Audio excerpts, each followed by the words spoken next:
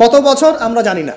একজন প্রতাপশালী বাদশা ছিল, এখনকার বিশ্ব নেতাদের মতোই পরাশক্তি, ওই যে আসহাবুল কাহফের মতো, বা ওই নমরুদের মতো, বা ওই যে ফেরাউন তার মতো একজন প্রতাপশালী বাদশা ছিল।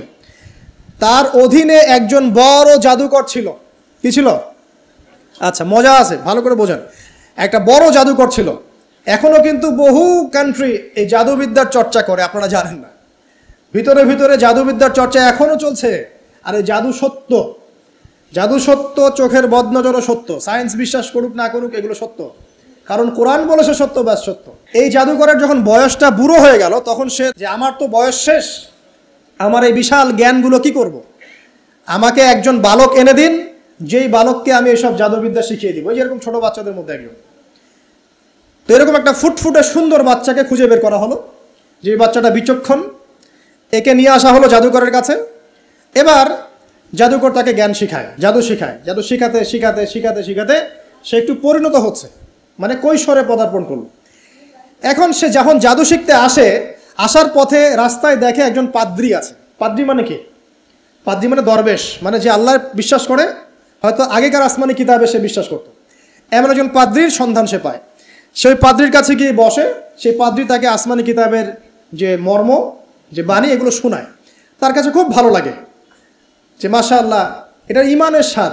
যখন কোরআন শুনি আমাদের ভালো লাগে না, আসমানি কিতাব যখন শুনে তার কাছে ভালো লাগে। সে বলে যে আমি এটা শিখতে চাই।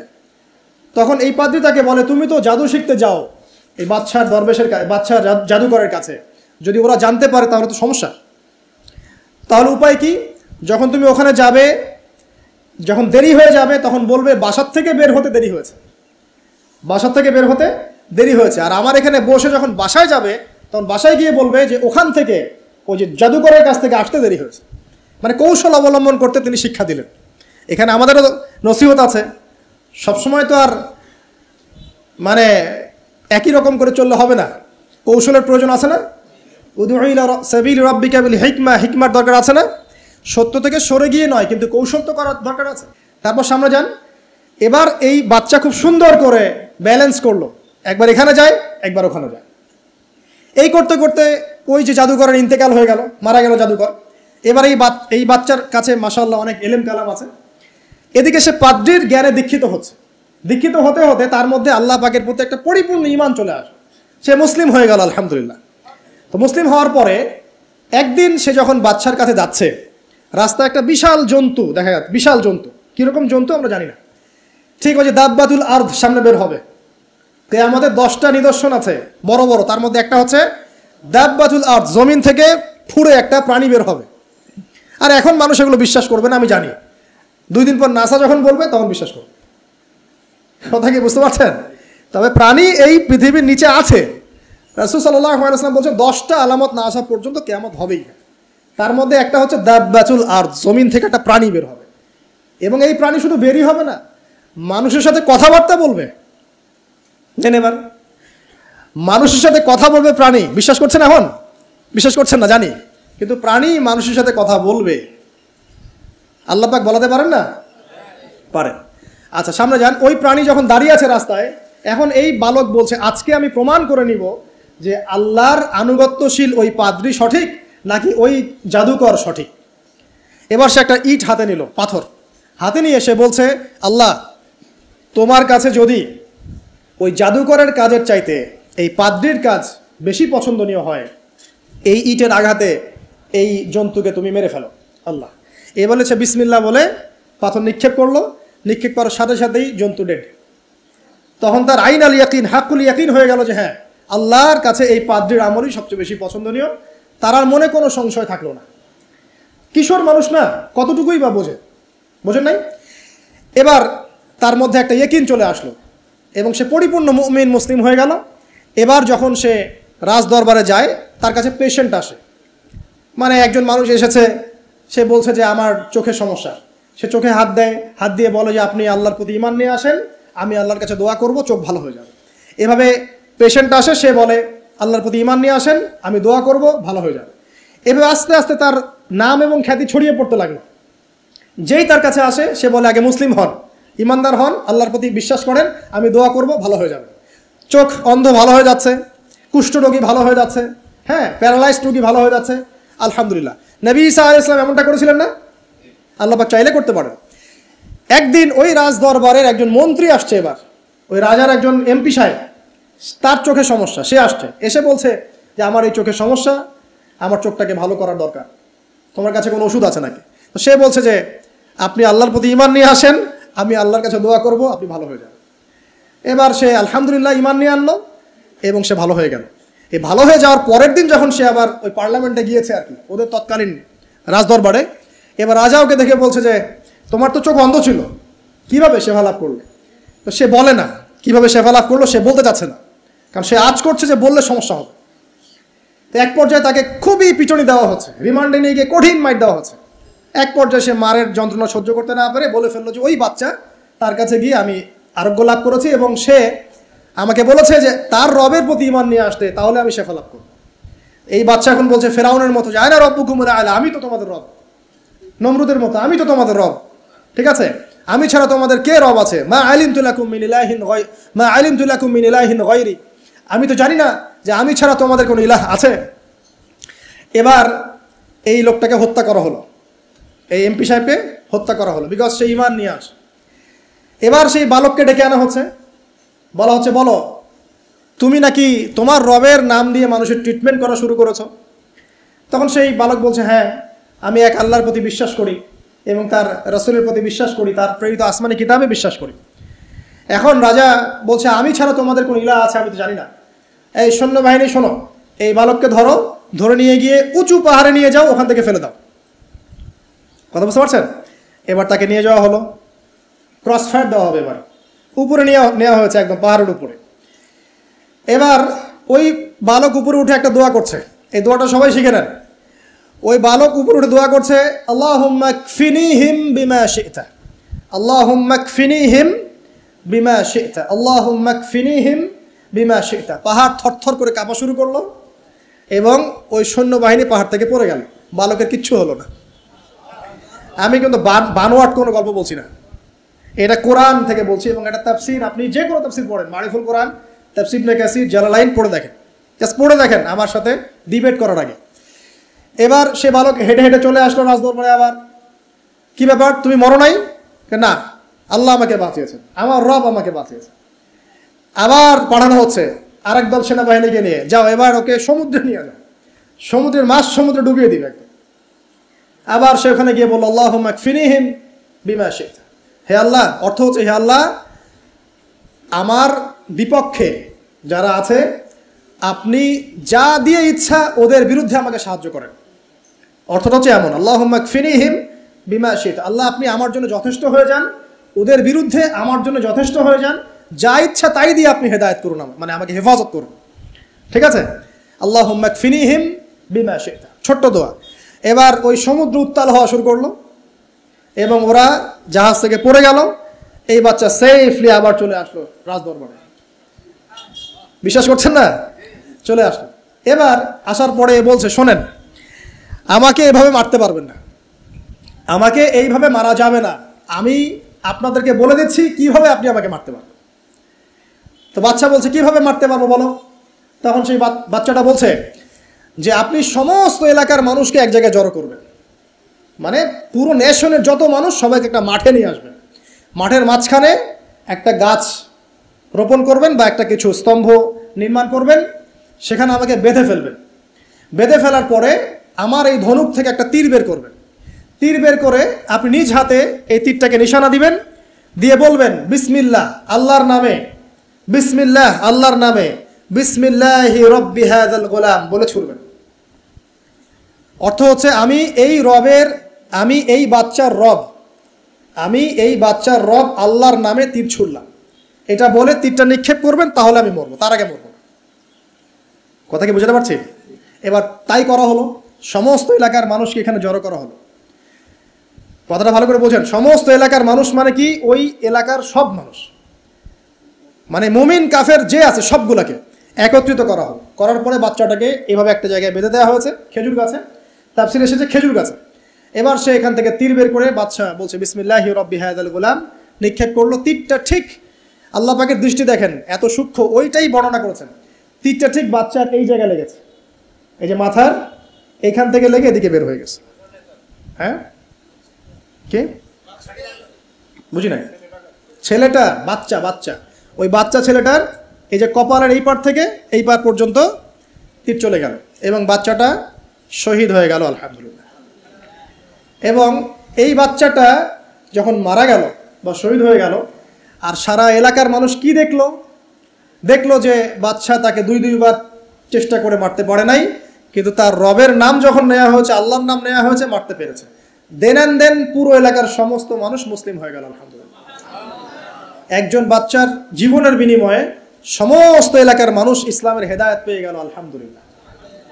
এবার বাচ্চার মাথা তো আরো খারাপ, একটাকেই সামলাতে পারছিলাম না, এবার তো সমস্ত এলাকার মানুষ মুসলিম হয়ে গেছে। এখন কি করবেন?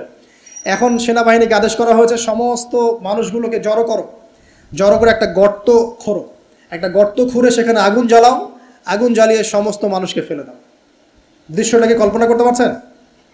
একটা পুরো এলাকার মানুষকে একটা মাঠের মধ্যে একত্রিত করে সেখানে আগুন জ্বালিয়ে সবাইকে সেখানে ফেলে দেওয়া হলো এবং তারা চতুর্দিক থেকে এটাকে অবলোকন করতে লাগলো, মজা উপভোগ করতে লাগলো। এটাই আল্লাহ পাক বলছেন, কুতিলা আসহাবুল উখদুদ ইয হুম আলাইহা কুউদ ওয়া হুম আলা মা ইয়াফআলুনা বিল মুমিনিনা শুহুদ। শেষ পর্যায়ে তাফসীরে এসেছে, শেষ পর্যায়ে একজন মায়ের কোলে একটা ছোট্ট বাচ্চা ছিল। তো সেই মা নিজে লাফ দিবে এটাতে তার কোনো সমস্যা নেই, কিন্তু বাচ্চাটাকে নিয়ে লাফ দেওয়ার জন্য সে ইতস্তত বোধ করছে। তখন আল্লাহ রাব্বুল আলামিন সেই ছোট্ট বাচ্চাটার কোলে, সেই ছোট্ট বাচ্চাটার জবানের মধ্যে আল্লাহর কুদরত নিদর্শন নাজিল করলেন। ওই বাচ্চাটা কথা বলা শুরু করলো। সেই বাচ্চাটা বলল, লা তাখাফি ইয়া উম্মা, এটা শব্দটা এমন এসেছে, ইয়া উম্মা, হে আমার মা, লা তাখাফি, তুমি ভয় করো না, ফাইন্নাকি আলাল হক, কারণ আপনি সত্যের উপরে আছেন, লাভ দিন। যারাই সে অগ্নিকুণ্ডে সেদিন লাভ দিয়েছে তারাই জান্নাতের স্বাদ পেয়েছে আলহামদুলিল্লাহ।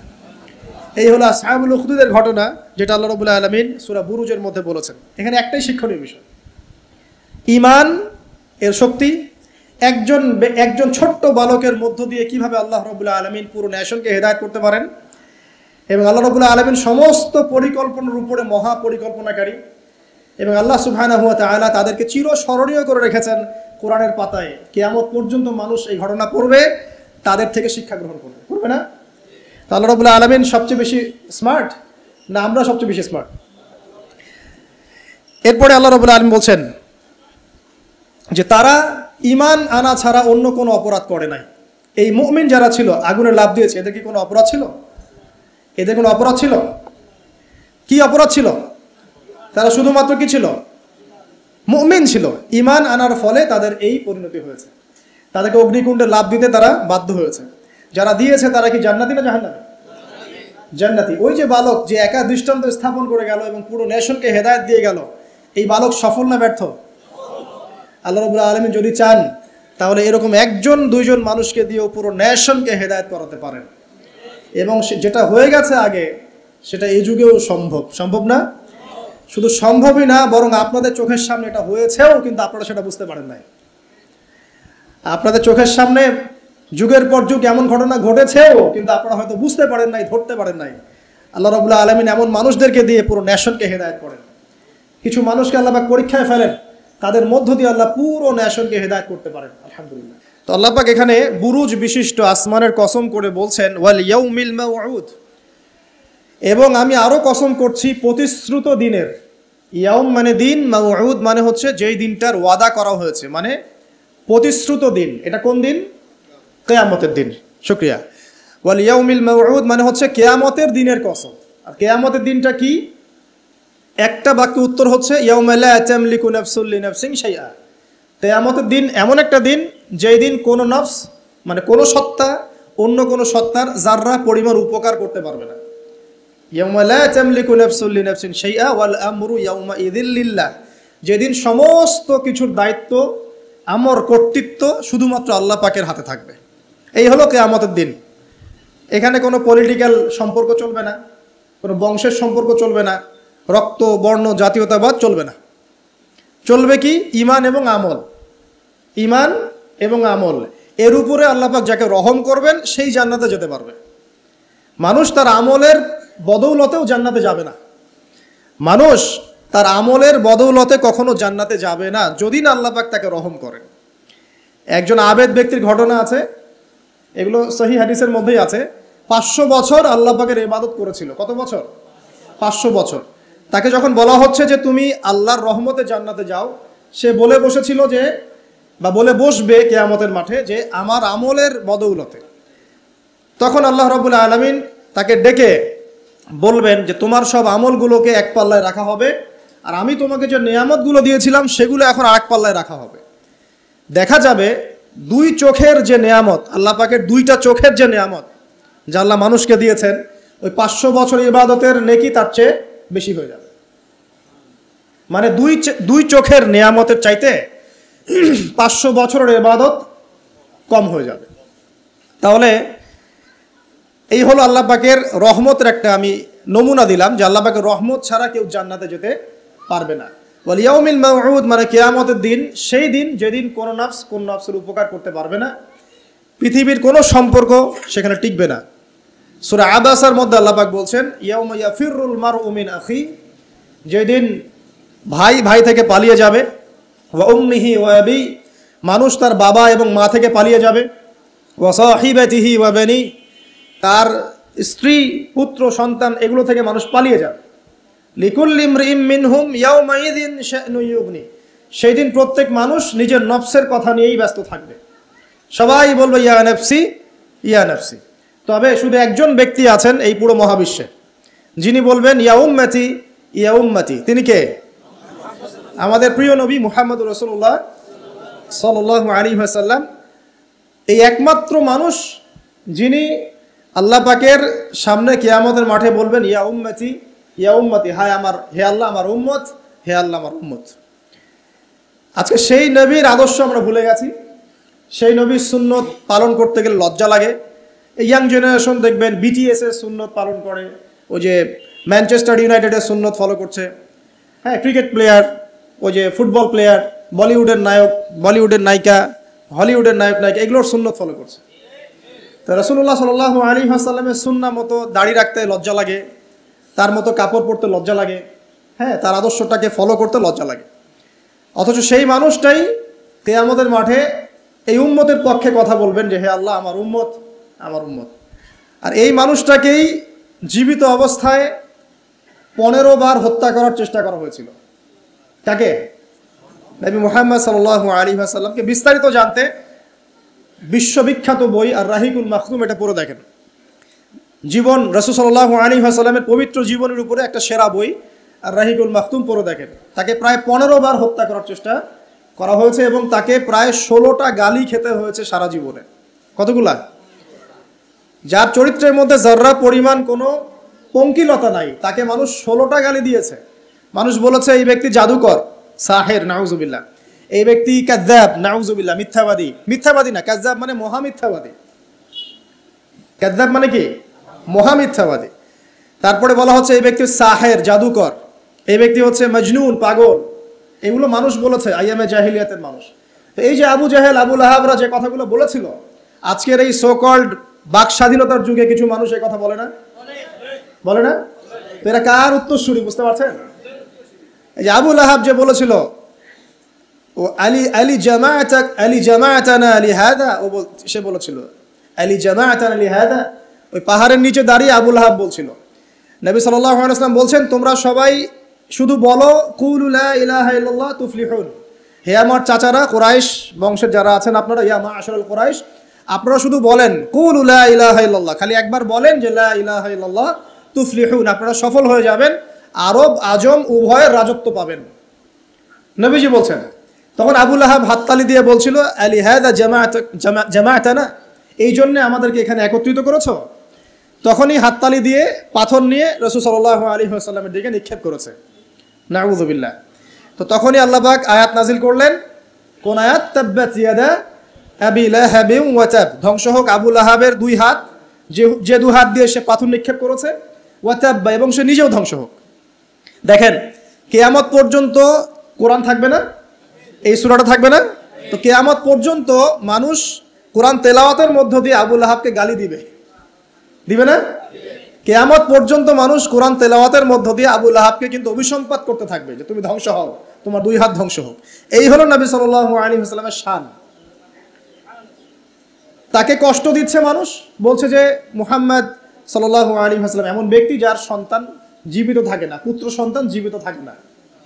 তখন আল্লাহ রাব্বুল আলামিন আয়াত নাজিল করলেন, ইন্না আ'তাইনাকাল কাউসার, নিশ্চয়ই আমি আপনাকে কাউসার মহান মর্যাদা দিয়েছি। এটা শুধু হাউজে কাউসারই নয়, কিন্তু হাউজে কাউসার সহ এই যে দুনিয়ার তার সম্মান, তার নাম শুনলে আমরা দরুদ পড়ি, তার ইজ্জত, তার শান শওকাত, এগুলোও কাউসার, সবই কাউসার।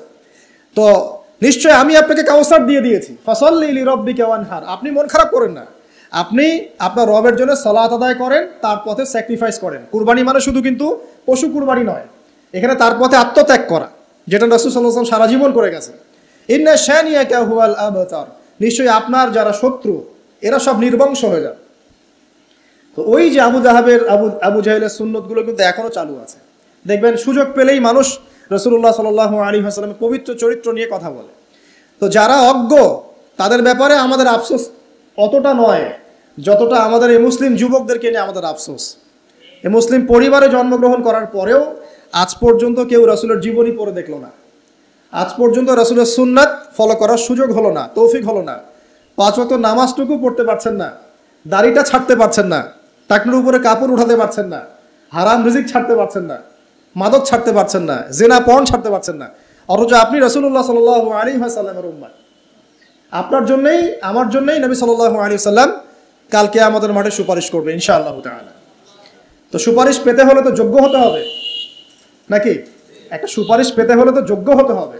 যোগ্যতা কি? এক বাক্যে উত্তর হচ্ছে আপনার 24 ঘন্টাকে আপনি নবী সাল্লাল্লাহু আলাইহি ওয়াসাল্লামের সুন্নাহ দিয়ে ঢেলে সাজাবেন। একদম উঠবেন, বসবেন, খাবেন, চলবেন, ফিরবেন, কথা বলবেন, নামাজ পড়বেন, যত কাজ আছে সব হবে কার তরিকায়?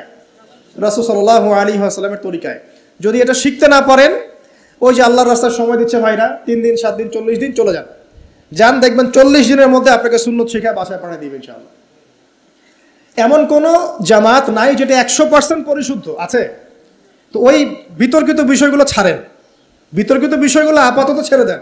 সুন্নতটা তো শিখাবে আপনাকে তো নামাজটা শিখাবে, জামাতে নামাজের পাবন্দি শিখাবে, হাদিস চর্চা শিখাবে, তালিম করা শিখাবে, দাওয়াত দেওয়া শিখাবে। এইটুক শিখে চলে আসে। কমপক্ষে আপনি আপনার ব্যক্তি জীবনটাতে রাসূলের সুন্নাহটা প্রতিষ্ঠা করেন। সারা দুনিয়ার মানুষ সুদ খায় খাক, অর্থনৈতিক জীবনে গিয়ে আমি সুদ খাবো না। প্রয়োজনে কৃষিকাজ করে খাবো, মাছ চাষ করে খাবো, গরু ছাগল প্রতিপালন করব, তারপরেও সুদ খাবো না। আমি ব্যবসা করতে গিয়েছি, ওখানেও নবীর সুন্নত লাগবে, আমি মাপে কম দিতে পারবো না। সারা দুনিয়ার মানুষ দেয়, দেখ, সারা দুনিয়ার মানুষ মজুদ করে করুক, আমি করব না। সারা দুনিয়ার ব্যবসায়ীরা কালোবাজারি করে করুক, আমি করব না। একজন মুসলিম যুবকের চরিত্র হবে আমার। চাকরি করতে গিয়েছেন, চাকরি করা অবস্থায় যদি দেখেন যে হ্যাঁ আপনি নীতি নৈতিকতা বজায় রেখে করতে পারছেন, আলহামদুলিল্লাহ। যদি দেখেন এখানে আপনি ইসলামে টিকতে পারছেন না, রিজাইন দিয়ে চলে আসেন, এসে নিজস্ব প্রজেক্ট তৈরি করেন। এমন অনেক মানুষকে আমরা চিনি যারা বড় বড় চাকরি ছেড়ে দিয়ে, হারাম চাকরি ছেড়ে দিয়ে কৃষিকাজ করেছে, করে আল্লাহ পাক তাদেরকে এখন স্বাবলম্বী করেছে। রিজিক কার হাতে ভাই? আল্লাহর হাতে। আর কোরআনে কিন্তু বেশি থেকে বেশি কৃষিভিত্তিক অর্থনীতির কথাই বলা হচ্ছে।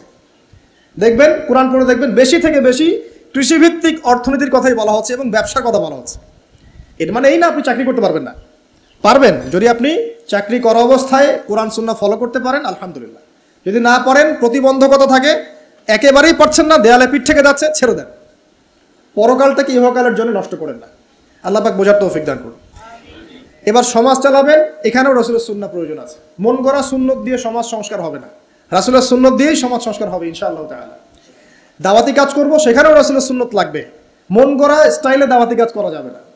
যেটা বলবো, যেটা করব, যেটা মানুষের জন্য কল্যাণকর মনে করব, এটা রাসূলের পক্ষ থেকে দলিল থাকতে হবে। আল্লাহ পাক আমাদেরকে বোঝার তৌফিক দান করুন, আমিন। এবং এখানে শৈথিল্যতা প্রদর্শন করা যাবে না দাওয়াতের ক্ষেত্রে। গোল আলু মার্কা সব তরকারিতেই চলে, এমন চললে হবে না।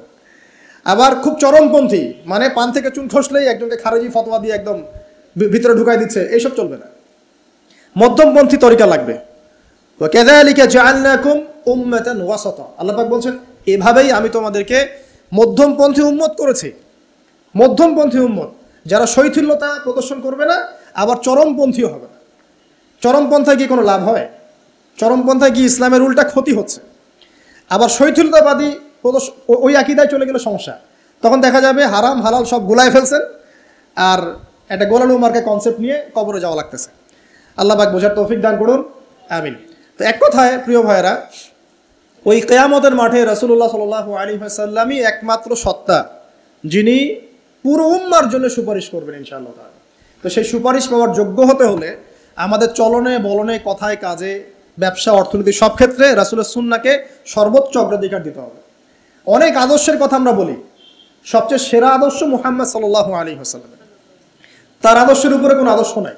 অতএব এই আদর্শটাকে মনে পারে ধারণ করা, লালন করা, মননে ধারণ করে বাস্তবে ইমপ্লিমেন্ট করা।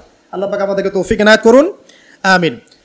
তো প্রিয় ভাইরা, কিয়ামতের মাঠ সম্পর্কে অনেক ভয়াবহ চিত্র আছে, আজকে আমি সেটা বলার সুযোগ পাচ্ছি না। এতটুকু বলবো যে এটা হচ্ছে ন্যায় বিচারের মাঠ। এখানে যাররা পরিমাণ বান্দার হক নষ্ট করে পার পাওয়া যাবে না।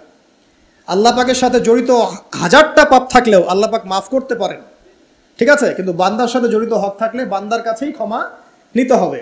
আর একটা পাপ নিয়ে কবরে যাওয়া যাবে না, একটা পাপ, সেটা কি? সেটা হলো শিরকের পাপ। শিরিকের পাপ নিয়ে কবরে যাওয়া যাবে না। বেঁচে থাকতেই শিরিকের সাথে সম্পৃক্ত যত আকীদা আমল আছে তওবা করতে হবে, ছাড়তে হবে। আল্লাহ রাব্বুল আলামিন আমাদেরকে শিরিক এবং কুফর থেকে হেফাজত করুন, আমিন। আল্লাহ পাক এর পরের আয়াতে বলছেন ওয়া শাহিদিন ওয়া মাশহুদ। একটা চমৎকার ঘটনা আসবে সামনে ইনশাআল্লাহ, মনোযোগ ধরে রাখেন। আল্লাহ বলছেন ওয়া শাহিদিন ওয়া মাশহুদ, আমি আল্লাহ কসম করছি শাহেদের এবং মাশহুদের। শাহেদ কি? তাফসীরের কিতাবে এসেছে শাহেদ মানে হচ্ছে জুমার দিন। কোন দিন? জুমার দিন। এই যে দেখেন, জুমার দিনে মুসলিমদের একটা কাজ কমন, সেটা হলো গোশতের দোকানে দাঁড়িয়ে গরুর গোশত কেনা। সকাল সকাল দেখবেন জুমার দিনে হাজির কসাইয়ের দোকানে, আজকে জুমার দিন গরু খাইতেই হবে, নাকি ভাই? কথাটা কি ঠিক না ঠিক? দেখবেন শহরের যতগুলো কসাইখানা আছে সকাল সকাল হাজির, জুমার দিন গোশত খাইতে হবে। অথচ জুমার দিনটা এত ইম্পর্টেন্ট, এই দিনে দোয়া কবুল হয়। যে কোনো দোয়া আল্লাহর কাছে চাবেন কবুল হবে। এই দিনে সূরা কাহাফ পড়তে হয়, এই দিনে তাড়াতাড়ি মসজিদে আসতে হয়, গোসল করে সুগন্ধি মেখে সুন্দর কাপড় পরে ইমামের কাছাকাছি এসে বসতে হয়। তাহলে প্রত্যেক কদমে 1 বছরের রোজা, 1 বছরের তাহাজ্জুদের নেকি হয়। তো জুমার দিন খুবই ইম্পর্টেন্ট। দেখবেন জুমার দিনে কি করে? গরুর গোশত খাবে, খাওয়াই লাগবে। মুরগি খাওয়া তো যাবেই না, সবজি খাওয়া যাবেই না, ঠিক আছে। তারপরে স্ত্রী সন্তান বউ বাচ্চাকে নিয়ে সকাল সকাল বের হয়ে চলে গেলাম, সারা বিকেল ঘুরতেছি, রাত্রে ঘুরতেছি, সন্ধ্যায় ঘুরতেছি। মানে ওই দিনটা দেখবেন গান বাজনা, পার্টি, এই বিয়ের অনুষ্ঠান, এই জন্মদিন, এই ওরিয়েন্টেশন, এই অমুক তমুক সব জুমার দিনে। অথচ জুমার দিনটাকে আল্লাহ পাক দিয়েছেন ওয়া শাহিদ, সাক্ষ্যদাতা। মানে জুমার দিন আপনাকে সাক্ষী দিবে যে আপনি এই দিন কি করেছেন। তো জুমার দিনের কাজগুলো পড়ে নেবেন বই থেকে, আল্লাহ পাক তৌফিক দান করুন, আমিন। ওয়া মাশহুদ, এবং মাশহুদের কসম করছি। মাশহুদ কি? মাশহুদ মানে আরাফার দিন। কোন দিন? আরাফার। এটা কোন দিন? যুব সমাজকে জিজ্ঞাসা করেন, বলতে পারবে না আরাফার দিন কোন দিন। এখনকার তরুণ প্রজন্ম দেখেন আরাফার দিন কোন দিন বলতে পারবে না। জিজ্ঞাসা করেন পর্যায় সারণীতে ওই যে মৌলের নাম, হাইড্রোজেন থেকে একদম শেষ পর সব বলে দিবে, পারমাণবিক ভর, পারমাণবিক সংখ্যা সব বলে দিবে। ফিজিক্সের প্রশ্নগুলো জিজ্ঞাসা করেন, সব বলে দিবে। ওই যে হায়ার ম্যাথ আছে, হায়ার ম্যাথের প্রশ্ন বলে দিবে। বায়োলজির যে কঠিন কঠিন বৈজ্ঞানিক নামগুলো আছে না, ব্যাঙের বৈজ্ঞানিক নাম, অমুকের তমুকের, মানুষ সব বলে দিবে। বলেন মাশহুদ কাকে বলে? ওয়া শাহিদি ওয়া মাশহুদ, আয়াতটা শুনেছো কখনো? বলবে শুনি নাই। তো এই হলো অবস্থা, শিক্ষা সিস্টেমের এই হলো অবস্থা। কেউ কি বলেছে যে ডাক্তার হওয়া যাবে না, ইঞ্জিনিয়ার হওয়া যাবে না, বা জেনারেল লাইনে পড়া যাবে না? এমনটা কি কেউ বলেছে? কিন্তু কোরআন সুন্নাহর জ্ঞানকে বিসর্জন দিয়ে, ওই জ্ঞানটাকে বিসর্জন দিয়ে তোমাকে ডাক্তার হতে হবে? আমার তো মাঝে মাঝে মনে হয় যে এইসব সেকশনে এই সায়েন্টিফিক পড়াগুলোর পাশাপাশি মানবিক কিছু পড়াশোনা দেওয়া দরকার। আগে মানুষ বানানো দরকার, কিভাবে পেশেন্টদের সাথে ভালো ব্যবহার করতে হয় শেখানো দরকার, কিভাবে একজন অসুস্থ মানুষের সাথে ভালো বিহেভ করতে হয় শেখানো দরকার। খালি কিভাবে ইনজেকশন পুশ করতে হয় আর কিভাবে ওষুধ দিতে হয় এটুকু শেখানো যথেষ্ট না। একটা বিহেভিয়ার, মানবতা শেখানো দরকার। একটা ইঞ্জিনিয়ারকে শেখান যে চুরি করা হারাম, তাকে শেখান আগে, নাহলে বড় হয়ে অনেক বড় ইঞ্জিনিয়ার হতে পারে কিন্তু দেখবেন ভিতরে চুরি করছে। তো একটা মানবিক শিক্ষার দরকার আছে, হিউম্যান বিহেভিয়ার শেখানো দরকার। তো এই শিক্ষাগুলো কে দিবে? কোরআন দিবে, হাদিস দিবে, রাসূলের সুন্নাহ দিবে। তখন গিয়ে তো সে পরিপূর্ণ মানুষ হবে। আর যাদের মধ্যে এই দুইটা শিক্ষা একত্রিত হবে দেখবেন তারা সোনার মানুষ হবে ইনশাআল্লাহ। তো এই দুইটা শিক্ষাকে আমরা অর্জন করতে পারি না? কেউ কি বলেছে জেনারেল লাইনে পড়া বাদ দিয়ে দাও, বাদ দিয়ে একদম সবাই মৌলবী হয়ে যাও? সবাই যদি আলেম হয়ে যায় তাহলে ভাই সামরিক ক্ষেত্রে কে কাজ করবে, প্রশাসনে কে কাজ করবে, জনপ্রতিনিধি কে হবে, ইসলামিক ব্যাংকিং সেকশন কে চালাবে? ঠিক আছে না? সব সেকশনে মানুষের প্রয়োজন আছে না? তো সব সেকশনে মানুষের দরকার আছে, কিন্তু সেই মানুষগুলোর আত্মাটাকে কোরআন সুন্নাহর আধ্যাত্মিকত্ব দিয়ে ঢেলে সাজাতে হবে। আল্লাহ পাক তৌফিক এনায়েত করুন, আমিন। যদি অমুসলিম হয়, অমুসলিম হওয়ার পরেও যদি সে তার ধর্ম মেনে চলে, দেখবেন সেও কিন্তু ভালো মানুষ হবে। আসলে যারা এই বিশ্বে ফাসাদ সৃষ্টি করে বেড়াচ্ছে, এদের সাথে ধর্মের কোনো সম্পর্ক নাই। যারা এই বিশ্বে ফাসাদ সৃষ্টি করছে, এদের সাথে আসলে ধর্মের কোনো সম্পর্ক নাই। সে যদি সত্যিকার অর্থেই তার ধর্ম পালন করতো, তাহলে কিন্তু সে তার ধর্মের প্রতি অনুগত থাকতো। কোন ধর্ম কি বলেছে বিনা বিচারে বা নিষ্পাপ মানুষকে হত্যা করো? কোন ধর্ম? একটা রিলিজন আমাকে দেখান যে বলেছে মিথ্যা কথা বলো, হারাম খাও, সুদ খাও, বেপরদায় চলো, নগ্ন হয়ে চলো?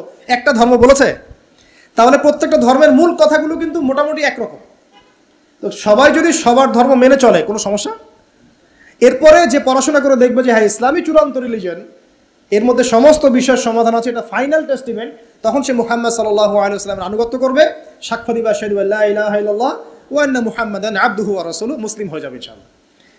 ইনশাআল্লাহ মুসলিম হলেই, কালিমা পড়লেই একদিন না একদিন সে জান্নাতে যাবে ইনশাআল্লাহ তাআলা, যদি তার আকীদার মধ্যে শিরক না থাকে, কুফর না থাকে, আমলে বেদাত না থাকে, হারাম রিজিক না থাকে।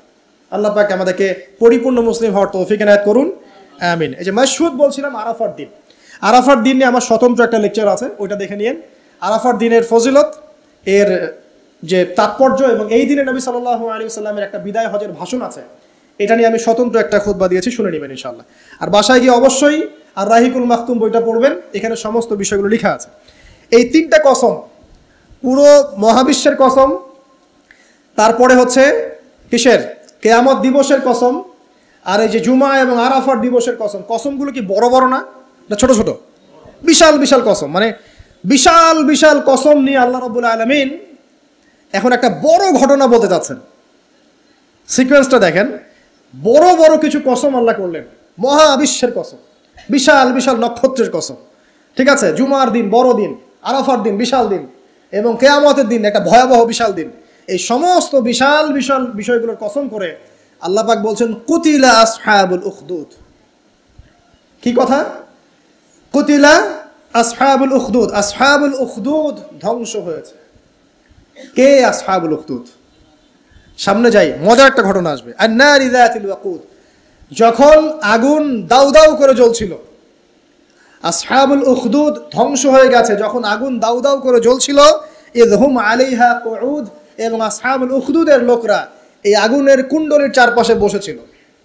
মনে করেন এখানে বিশাল একটা আগুন জ্বালিয়ে রাখা হয়েছে, এখানে দাউ দাউ করে আগুন জ্বলছে, আর কিছু মানুষ তার চারপাশে বড় বড় কুরসিতে, চেয়ারে হেলান দিয়ে বসে মজা উপভোগ করছে।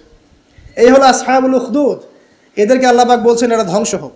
কুতিলা আসহাবুল উখদুদ ওয়াহুম আলা মা ইয়াফআলুনা বিল মুমিনিনা শুহুদ। তারা বসে বসে কি করছিল? তারা বসে বসে দেখছিল যে মুমিন মুসলিমদের সাথে কি নির্যাতন করা হচ্ছে। মুমিন মুসলিমদের সাথে ওই আগুনের মধ্যে যা নির্যাতন করা হচ্ছিল, ওরা চারপাশে বসে বসে এটা অবলোকন করছিল, হাসছিল, মজা নিচ্ছিল। এই আসহাবুল উখদুদরা ধ্বংস হোক। ওয়ামা নাকামু মিনহুম ইল্লা আন ইউমিনু বিল্লাহিল আজিজিল হামিদ। আল্লাহ পাক বলছেন ওই মুমিনদের কোনো দোষ ছিল না, যে মুমিনদেরকে ওই অগ্নিকুণ্ডে পুড়িয়ে মারা হচ্ছিল এবং চারপাশে কিছু মানুষ জড়ো হয়ে দেখছিল, মজা নিচ্ছিল। আসহাবুল উখদুদ, ওই মুমিনদের কোনো দোষ ছিল না, শুধু একটা অপরাধ তাদের দৃষ্টিতে। কি সেটা? যে এই মুমিনরা এক আল্লাহর প্রতি ঈমান এনেছিল। এই মুমিন হওয়া ছাড়া তাদের কোনো দোষ ছিল না। কথা বুঝতে পারছেন? এবার চলে আসেন এখানে কিভাবে আসলাম। বহুদিন আগের কথা, কত বছর আমরা জানি না। একজন প্রতাপশালী বাদশা ছিল, এখনকার বিশ্ব নেতাদের মতোই পরাশক্তি, ওই যে আসহাবুল কাহাফের মতো, বা ওই নমরুদের মতো, বা ওই যে ফেরাউন তার মতো একজন প্রতাপশালী বাদশা ছিল। তার অধীনে একজন বড় জাদুকর ছিল। কি ছিল? আচ্ছা, মজা আছে, ভালো করে বোঝেন। একটা বড় জাদুকর ছিল। এখনো কিন্তু বহু কান্ট্রি এই জাদুবিদ্যার চর্চা করে, আপনারা জানেন না। ভিতরে ভিতরে জাদুবিদ্যার চর্চা এখনো চলছে। আর এই জাদু সত্য, জাদু সত্য, চোখের বদনজরও সত্য। সায়েন্স বিশ্বাস করুক না করুক, এগুলো সত্য। কারণ কোরআন বলেছে সত্য, ব্যাস সত্য। জিন সত্য নাকি মিথ্যা? ফেরেশতা সত্য না মিথ্যা? কবরের আযাব সত্য না মিথ্যা? এগুলো তো চোখে দেখা যায় না, বিশ্বাস করলেন কিভাবে? এই চোখে দেখা যায় না বিশ্বাস করেছেন বলেই তো আপনি মৌলবাদী। চোখে দেখা যায় না, অহেতুক বিশ্বাস করছেন, অতএব আপনি একজন মৌলবাদী মানুষ। বুঝতে পারছেন? তো এই বিষয়গুলো বিশ্বাস না করলে কি আপনি মুমিন হতে পারবেন? আচ্ছা, কবরের আযাব সত্য না মিথ্যা আমরা বিশ্বাস করেছি, তোমরা মরার পরে বিশ্বাস করো। আমরা মরার আগেই বিশ্বাস করেছি, তোমরা মরার পরে বিশ্বাস করো। তারপর তোমরা পাক্কা মৌলবাদী হয়ে যাবে। যখন মরার পরে যখন কঠিন কবরের আযাব শুরু হবে, দেখবা যে আইনাল ইয়াকিন। ইয়াকিন কয়েক প্রকার হয়। একটা হচ্ছে আপনার আইনাল ইয়াকিন, হাক্কুল ইয়াকিন, এরকম কথা আছে কোরআনে। মানে আইনাল ইয়াকিন মানে চোখে দেখলাম এবার বিশ্বাস করলাম। রব্বানা আবসারনা ওয়া সামি'না ফারজি'না না'মাল সালিহান ইন্না মুকিনুন। আছে না সূরা আলিফ লাম মিম সিজদা? হাফেজে কোরআন যারা আছেন, আল্লাহর সামনে জাহান্নামীরা বলবে রব্বানা, হে আমাদের রব, আবসারনা, এই যে দেখলাম তোমার আযাব দেখেছি আমরা, এখন পরকালের কথা, ওয়া সামি'না, এই যে শুনতে পাচ্ছি এখন আযাব, ফারজি'না, আমাদেরকে ফিরিয়ে দিন। কোথায় ফিরিয়ে দিবে? দুনিয়ায়। না'মাল সালিহান, আমরা সৎ কাজ করব, ইন্না মুকিনুন, আমাদের ইয়াকিন হয়ে গেছে এখন। তার মানে সবাই বিশ্বাস করবে একদিন না একদিন, তাই তো? এই ঈসা ইবনে মারইয়ামকে যে মানুষ বলছে ক্রুসিফাইড, তাকে ক্রুসিফাইড করা হয়েছে, তিনি মারা গেছেন, নাউজুবিল্লাহ, বলা হচ্ছে না? আচ্ছা, ঈসা ইবনে মারইয়াম যখন নেমে আসবেন সবাই বিশ্বাস করবে না? সূরা মাইদায় এই জন্যই বলা হচ্ছে যে ঈসা ইবনে মারইয়ামকে যখন পাঠানো হবে, একজন আহলে কিতাব বাকি থাকবে না যে তার প্রতি ঈমান নিয়ে আনবে না। এমন একজন মানুষ তখন খুঁজে পাওয়া যাবে না যে তার প্রতি ঈমান আনবে না আহলে কিতাবদের মধ্যে। ঈসা ইবনে মারইয়ামকে ক্রুসিফিকশন করা হয় নাই। ঈসা ইবনে মারইয়ামকে আল্লাহ রাব্বুল আলামিন তার কাছে উঠিয়ে নিয়েছেন।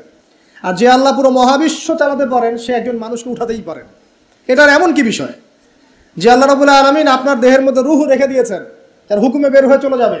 সে আল্লাহ রাব্বুল আলামিন রাসূল সাল্লাল্লাহু আলাইহি ওয়াসাল্লামকে মেরাজে উঠিয়েও নিতে পারেন। সিম্পল। শেষ করি, সূরাটার সামনে যাই। আল্লাহ রাব্বুল আলামিন এরপর যেটা বলেছেন যে ইন্নাল্লাযীনা, ওদের পরিণতি কি হবে যারা এই কাজটা করলো? ইন্নাল্লাযীনা ফাতানুল মুমিনিনা ওয়াল মুমিনাত সুম্মা লাম ইয়াতুবু ফালাহুম আযাবু জাহান্নাম। যারা মুমিনদের সাথে এমন নির্যাতন করলো, কি করলো? আগুনে পুড়িয়ে জীবন্ত মেরে ফেললো। যারা মুমিনদের সাথে এমন দৃষ্টান্ত স্থাপন করলো, নির্যাতন করলো, ফিতনায় ফেললো এবং তওবা করে ফিরেও আসলো না, আল্লাহ পাক বলছেন নিশ্চয়ই তাদের জন্য যন্ত্রণাদায়ক শাস্তি আছে জাহান্নামে। ওয়ালাহুম আযাবুল হারিক, এবং তাদের জন্য মর্মান্তিক শাস্তি অপেক্ষা করছে। কাদের জন্য? যারা মুমিনদেরকে ফিতনায় ফেলেছে, কষ্ট দিয়েছে, নির্যাতন করেছে, নিপীড়ন করেছে। তারপর আল্লাহ পাক বলছেন ইন্নাল্লাযীনা আমানু ওয়া আমিলুস সালিহাত লাহুম জান্নাতুন তাজরি মিন তাহতিহাল আনহার। আর যারা এই পরীক্ষায় উত্তীর্ণ হয়ে গেল, যাদেরকে আসহাবুল উখদুদরা ফেলে দিল গর্তে, যারা আগুনে লাফ দিল, অগ্নি পরীক্ষা দিল, আল্লাহ পাক বলছেন এরা সফল হয়েছে, এরা জান্নাতে যাবে যার তলদেশ দিয়ে নহর সমূহ প্রবাহিত হচ্ছে। আলহামদুলিল্লাহ। ওয়াযালিকাল ফাওজুল কাবীর। আর এটা হচ্ছে সবচেয়ে বড় সাফল্য। এটাই হচ্ছে সাফল্যের চূড়ান্ত সংজ্ঞা। দুনিয়াতে আপনি কতটুকু খাচ্ছেন, পড়ছেন, কতটুকু ব্যবসা বাণিজ্য করছেন, কতটুকু স্ট্যাটাসের মালিক, এটা বড় কথা নয়। আপনি দিন শেষে জান্নাতে যেতে পারবো কিনা, এটাই বড় কথা। যদি জান্নাতে যেতে পারি, ইনশাআল্লাহ তাআলা আমরা সফল। যদি জান্নাতে যেতে ব্যর্থ হই, আল্লাহ না করুক, তাহলে আমাদের চেয়ে ব্যর্থ এই মহাবিশ্বের কোনো সৃষ্টি নাই। আল্লাহ পাক বোঝার তৌফিক এনায়েত করুন, আমিন। আল্লাহ পাক এরপরে বলছেন ইন্না বাতশা রাব্বিকা লাশাদীদ। জেনে রাখো, যারা আল্লাহর বিরোধিতা করবে, তার নবী, তার আসমানি কিতাব এবং দ্বীনের বিরোধিতা করবে, তাদের জন্য আল্লাহর শাস্তি আছে। এই শাস্তিটা প্রচণ্ড কঠিন। ইন্না বাতশা রাব্বিকা লাশাদীদ, আল্লাহ পাকের শাস্তি প্রচণ্ড কঠিন। আমরা একটা কনসেপ্ট লালন করি মাথায়, আল্লাহ পাক গফুর রহিম, রহমানুর রহিম, ঠিক আছে, তাই না? একই সাথে আল্লাহ পাক কিন্তু শাদীদুল ইকাবও বটে। আল্লাহ পাক একই সাথে কিন্তু কঠোর শাস্তিদাতাও বটে। আল্লাহ এটা বলছেন ইন্না বাতশা রাব্বিকা লাশাদীদ। আল্লাহ পাক ছাড় দিচ্ছেন আমাদেরকে, ছেড়ে দিবেন না কিন্তু। তোমরা যারা এখন নামাজ পড়ছো না, সওম রাখছো না, হারাম কাজে লিপ্ত আছো, হারাম খাচ্ছ, এবং জেনায়, পর্নে, মাদকে লিপ্ত আছো, অহেতুক সময় নষ্ট করছো, দিনের কোনো ফিকির নাই, আল্লাহ পাক কিন্তু সব কিছু দেখছেন, আল্লাহ পাক কিন্তু সব কিছু শুনছেন, আল্লাহ রাব্বুল আলামিন সুযোগ দিচ্ছেন, সময় দিচ্ছেন, তাই বলে কিন্তু আল্লাহ পাক ছেড়ে দিবেন না কখনো। আল্লাহ রাব্বুল আলামিন কিন্তু পুঙ্খানুপুঙ্খ হিসাব নেবেন। এটাই বলছেন ইন্না বাতশা রাব্বিকা লাশাদীদ। আল্লাহ পাকের শাস্তি কিন্তু বড়ই কঠিন। আল্লাহ পাক আমাদের সবাইকে তার শাস্তি থেকে হেফাজত করুন, আমিন। একটা এক্সাম্পল দিচ্ছি খালি, জাস্ট। আবু তালেব নাম শুনেছেন? কে ছিল? রাসূল সাল্লাল্লাহু আলাইহি ওয়াসাল্লামের চাচা। দীর্ঘদিন, বছরের পর বছর তিনি নবী সাল্লাল্লাহু আলাইহি ওয়াসাল্লামকে সাপোর্ট করেছেন। যদিও তিনি মুসলিম হননি, কিন্তু সাপোর্ট করেছেন, ফাইন্যান্সিয়াল সাপোর্ট, সোশ্যাল সাপোর্ট, তাকে সাপোর্ট দিয়েছেন। কিন্তু শেষমেশ তিনি লা ইলাহা ইল্লাল্লাহ পড়তে পারেন নাই, মুমিন মুসলিম হননি। কিন্তু নবীকে এমনভাবে সাপোর্ট দিয়েছেন যেটা আরবের কেউ দেয়নি তাকে। তাহলে এই ব্যক্তি কি পাবে পরকালে? সাহাবীরা জিজ্ঞাসা করছেন, আপনার চাচার কি হবে পরকালে? রাসূলুল্লাহ সাল্লাল্লাহু আলাইহি ওয়াসাল্লাম বলছেন, আমার চাচা আমাকে অনেক অনেক খেদমত করেছে, উপকার করেছে দিনের জন্য, কিন্তু ঈমান নিয়ে আসে নাই। যদি সে ঈমান নিয়ে আসতো আমি তার প্রতি সুপারিশ করতাম। তিনি চাচাকে বলেছিল না, খালি একবার বলেন লা ইলাহা ইল্লাল্লাহ, আমি আপনার জন্য আল্লাহর কাছে সুপারিশ করবো ইনশাআল্লাহ। তিনি ঈমান নিয়ে আনেননি। এই কারণে জাহান্নামের সবচেয়ে নিম্নতর শাস্তি তাকে দেওয়া হবে। সেটা কি? তাকে আগুনের এক জোড়া জুতা পরিয়ে দেওয়া হবে। আগুনের এক জোড়া জুতা। এই আগুনের এক জোড়া জুতাতেই নাউজুবিল্লাহ তার মাথার যে মগজ, এই মগজটা টকবক করে ফুটতে থাকবে। ইন্না বাতশা রাব্বিকা লাশাদীদ, কিভাবে বুঝাবো? এটা হলো আবু তালেবের ব্যাপার। তাহলে যারা এখন প্রকাশ্যে ইসলামের এগেইনস্টে কথা বলছে, কাজ করছে, সুন্নতের খেলাফ কাজ করছে, আমরা নামাজ পড়ছি না, সুদ খাচ্ছি, ঘুষ খাচ্ছি, দুর্নীতি করছি, আমাদের কি হবে? জাস্ট নিজের ফিকির করেন, ডান বাম সব ভুলে যান, নিজের কবরের ফিকির করেন। জাস্ট নিজের কবরের ফিকির করেন যে আপনি আমি কবরে গেলে কি করবো, এই ফিকির করেন। দেখবেন নিজে ভালো হলে সব ভালো হয়ে যাবে ইনশাআল্লাহ। নিজে ভালো হবে না, কিছুই ভালো হবে না। আল্লাহ পাক আমাদের সবাইকে আল্লাহর আযাব থেকে বাঁচান, আমিন। আল্লাহ পাক আযাবের কথা বলছেন, সাথে এটাও বলছেন ইন্নাহু হুয়া ইউবদিউ ওয়া ইউঈদ ওয়া হুয়াল গফুরুল ওয়াদুদ। আল্লাহ পাক কঠিন শাস্তিদাতা বটে, তবে আল্লাহ রাব্বুল আলামিন সবকিছু সৃষ্টি করেছেন, আবার তার দিকেই সবকিছু ফিরে আসবে, এবং তিনি হচ্ছেন পরম প্রেমময় একজন সত্তা। কেউ যদি আল্লাহকে ভয় করে ইনস্ট্যান্ট তওবা করে ফিরে আসে, তার জীবনে যত গুনাহ থাক আল্লাহ পাক মাফ করে দিবেন। আপনি যদি সারা জীবন শিরিক করে থাকেন, যেটা মহাপাপ, জুলমান আযীম, এখনই যদি তওবা করে ফিরে আসেন, আপনার সমস্ত পাপ তো আল্লাহ পাক মাফ করে দিবেনই, আপনার গুনাহগুলোকে নেকি দিয়ে পরিবর্তন করে দিবেন সারা। তো আল্লাহ পাক প্রেমময়, ওয়াদুদ একজন সত্তা। তো আমরা আল্লাহ পাকের দয়া যদি চাই, আল্লাহ পাকের প্রেম ভালোবাসা চাই, তাহলে আল্লাহর মারিফত লাগবে না, আল্লাহকে চিন্তা হবে না, আল্লাহর আনুগত্য লাগবে না, তার রাসূলের আনুগত্য লাগবে না, কোরআন সুন্নাহ ফলো করতে হবে না। এগুলো করার পর ইনশাআল্লাহ আমরা আল্লাহ পাকের রহমত পাবো ইনশাআল্লাহ, আমরা আশাবাদী। আল্লাহ পাক আমাদেরকে তার রহমত দিয়ে ঘিরে রাখুন, আমিন। ওয়া হুয়াল গফুরুল ওয়াদুদ যুল আরশিল মাজিদ। আল্লাহ পাক বলছেন তিনি মহান আরশের অধিপতি। আরশ সম্পর্কে একদিন বলেছি আমি যে এই কুরসিটাই মহাবিশ্বকে ঘিরে রাখছে, আর এই কুরসিটা আরশের তুলনায় এমন যে একটা মরুভূমিতে একটা ঢাল ফেলে দেন, একটা মরুভূমির মধ্যে একটা থালাকে ফেলে দেন, অনুপাতটা যেমন হবে, আরশ আর কুরসির অনুপাতটা এমন। আরশটা এত বিশাল যেটা 8 জন ফেরেশতা ধরে রেখেছে, তার উপরে আল্লাহ রাব্বুল আলামিন আরশে আযীমে সমুন্নত। তো সে আল্লাহকে চিনতে শিখুন, আল্লাহর আনুগত্য করতে শিখুন। আল্লাহ পাক তৌফিক দান করুন। ফাআলুল লিমা ইউরিদ, আল্লাহ পাক যা ইচ্ছা তাই করতে পারেন। হাল আতাকা হাদিসুল জুনুদ, হে নবী মুহাম্মদ সাল্লাল্লাহু আলাইহি ওয়াসাল্লাম, তোমার কাছে কি এই সেনাবাহিনীর খবর পৌঁছেছে? এটাকে ফেরাউন ওয়া সামুদ, ফেরাউন এবং সামুদের বিশাল পরাক্রমশালী এই ফোর্সের কথা তোমার কাছে কি পৌঁছেছে? এই আসহাবুল উখদুদের সেনাবাহিনীর কথাই বলেন, আর ওই যে ফেরাউন বা নমরুদ বা সামুদ, আদ জাতির কথাই বলেন, এরা সবাই কিন্তু আল্লাহর গজবে ধ্বংস হয়ে গিয়েছে। আল্লাহ রাব্বুল আলামিনের কাছে সবাই তুচ্ছ। আমরা আল্লাহ রাব্বুল আলামিনের ক্ষমতার কাছে তুচ্ছ। তাই এই নশ্বর দুনিয়ায় আল্লাহর অবাধ্যতা করে উদ্ধত অহংকারী হওয়ার কোনো মানে হয় না। আল্লাহ পাক আমাদের সবাইকে বিনয়ী বানিয়ে দিন, আল্লাহর প্রতি আনুগত্যশীল বানিয়ে দিন। বালিল্লাযীনা কাফারু ফি তাকযীব, বরং যারা কুফরি করছে এরা তো মিথ্যা প্রতিপন্ন করছে। ওয়াল্লাহু মিন ওয়ারাইহিম মুহিত, আল্লাহ রাব্বুল আলামিন কুফফারদেরকে চতুর্দিক থেকে ঘিরে রেখেছেন। বাল হুয়া কুরআনুম মাজিদ, আর এই যে কথাগুলো বলা হলো এগুলো কোনো অলীক গল্প নয়, বরং এটা হচ্ছে কুরআনুম মাজিদ ফি লাওহিন মাহফুজ, যেটা লাওহে মাহফুজ থেকে নাজিল হয়েছে। আল্লাহ রাব্বুল আলামিন আমাদের সবাইকে এই সূরাটা থেকে শিক্ষা নেওয়ার তৌফিক দান করুন। খুব সংক্ষেপে যদি সামারি করি, তাহলে এই সূরার মধ্যে আল্লাহ রাব্বুল আলামিন বিশাল বিশাল বিষয়ের কসম করেছেন, এবং বিশাল বিষয়ের কসম করে আল্লাহ পাক বড় একটা ঘটনা বলছেন, যে ঘটনার মধ্য দিয়ে একজন যুবককে দিয়ে আল্লাহ রাব্বুল আলামিন পুরো কওমকে হেদায়েত করছেন। একজনের জীবনের বিনিময়ে আল্লাহ পাক পুরো জাতিকে হেদায়েত করলেন। তো সেটা যদি আল্লাহ ওই যুগে করতে পারেন, এখনো করতে পারেন। এখানে আল্লাহর কাছে তারা সাফল্য মণ্ডিত হয়েছে যারা ঈমান এনেছিল, আর যারা ওদেরকে আযাব দিয়েছে, আগুনে পুড়িয়ে মেরেছে, এদেরকে আল্লাহ পাক জাহান্নামী ঘোষণা করেছেন। আল্লাহ পাক বলেছেন আমি শুধু গফুর রহিমই নই, আমি বরং শাদীদুল ইকাব, কঠিন শাস্তিদাতাও বটে। ইতিহাস ঘেটে দেখো, ফেরাউন, নমরুদ, যত বড় বড় জুনদের অধিকারী যারা ছিল, এদেরকে কিন্তু এই পৃথিবীতে সাস্টেইন করতে দেওয়া হয় নাই। যারা আল্লাহর আনুগত্য দাসত্ব করেছে এদেরকেই আল্লাহ রাব্বুল আলামিন সম্মানিত পুরস্কৃত করেছেন। যারা করে নাই, তাকযীবের মধ্যে ছিল, এদেরকে আল্লাহ পাক ধ্বংস করেছেন। আল্লাহ রাব্বুল আলামিন বলছেন শেষে গিয়ে, এগুলো কোনো অনেক গল্প কাহিনী নয়, বাল হুয়া কুরআনুন মাজিদ, এটা হচ্ছে সম্মানিত মহিমান্বিত কোরআন, ফি লাউহিন মাহফুজ, যেটা লাউহে মাহফুজ থেকে আল্লাহ রাব্বুল আলামিন পৃথিবীতে আমাদের জন্য নাজিল করেছেন। আল্লাহ সুবহানাহু ওয়া তাআলা আমাদের সবাইকে এই সূরাতুল বুরুজের মধ্যে যে ঘটনা, আসহাবুল উখদুদের ঘটনা, এখান থেকে শিক্ষা নেওয়ার তৌফিক এনায়েত করুন। আমিন। আল্লাহ পাক আমাদের সবাইকে প্রকৃত মুমিন মুসলিম হওয়ার তৌফিক দান করুন। আল্লাহ পাক আমাদের সবাইকে মধ্যমপন্থী হওয়ার তৌফিক দান করুন। রাসূলুল্লাহ সাল্লাল্লাহু আলাইহি ওয়াসাল্লামের সুন্নত মেনে চলার তৌফিক দান করুন। একই সাথে আমরা দোয়া করি আল্লাহ পাক তার শাস্তি থেকে আমাদেরকে হেফাজত করুন এবং তার রহমতে আমাদেরকে অলঙ্কৃত করুন। আল্লাহ রাব্বুল আলামিন যেন আমাদের সবাইকে মাফ করে দেন এবং কোরআনওয়ালা বানিয়ে দেন, সুন্নতওয়ালা বানিয়ে দেন, দ্বীনের জন্য কিছু করার তৌফিক আল্লাহ পাক দান করেন। আমিন। ঈমানের উপর দৃঢ়তা, ইস্তেকামা আল্লাহ পাক দান করেন। আমিন। আমি এই বলে আমার সংক্ষিপ্ত আলোচনা শেষ করছি। সুবহানাকা আল্লাহুম্মা বিহামদিকা আশহাদু আল্লা ইলাহা ইল্লা আনতা আস্তাগফিরুকা ওয়া আতুবু ইলাইক। আসসালামু আলাইকুম ওয়া রাহমাতুল্লাহি ওয়া বারাকাতুহু।